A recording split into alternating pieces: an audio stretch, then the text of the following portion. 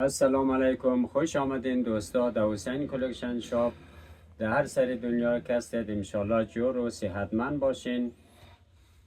امروز که هسته برای شما یک خوب سوت آوردیم. منی سیلک هسته، ریدیمید هسته، ولی سوتایش زیاد خوب شه.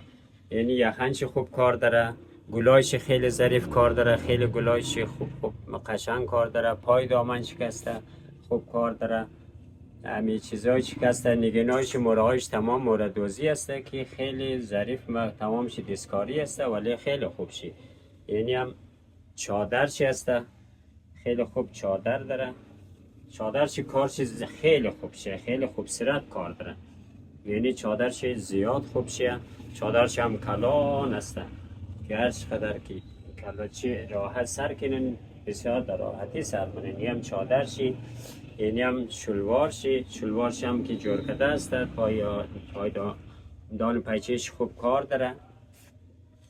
هم از این دبای نزدیک است، سه رنگ است.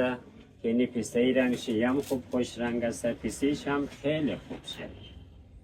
یعنی یخنش گلایش خیلی خوب شه، استینایش خوب کار داره. پای دامن که است خیلی خوب شه. باز موراکوریش هم که است تمامش دیسکاری است، کلن از یا خوب است. یعنی هم بانجانی رنگش است که بانجانی رنگش هم پیازی رنگش خیلی خوب رنگ است.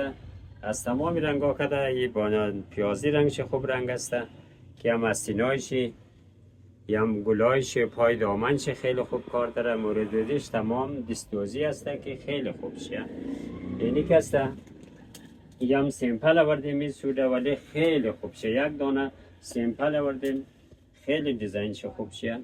یعنی یخنش خیلی خوب، نه زیاد کلانه نه از خورده ولی پای دامنش زیاد خوب شه. یه هم از دیگه چادر شکسته خوب چادر داره. خوب چادرش کلان است، خوب بادر خوبصورت بادر داره. یعنی هم شلوارش کار کرده است.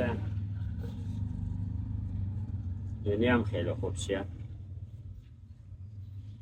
دیگه دوستای عزیز، آدرس دکان از مکه است در رود ابوطالب است. کسایی که از بلخی چاور میاد از پیش به این طرف اسپرین بکریک تیر شدین، همین دست چپ دکانی از ما است. کسایی که از میدان شهدا میاد کم پیش که بین رخ برو قاسمی مارکت دست راست همینجا دکانی از ما است.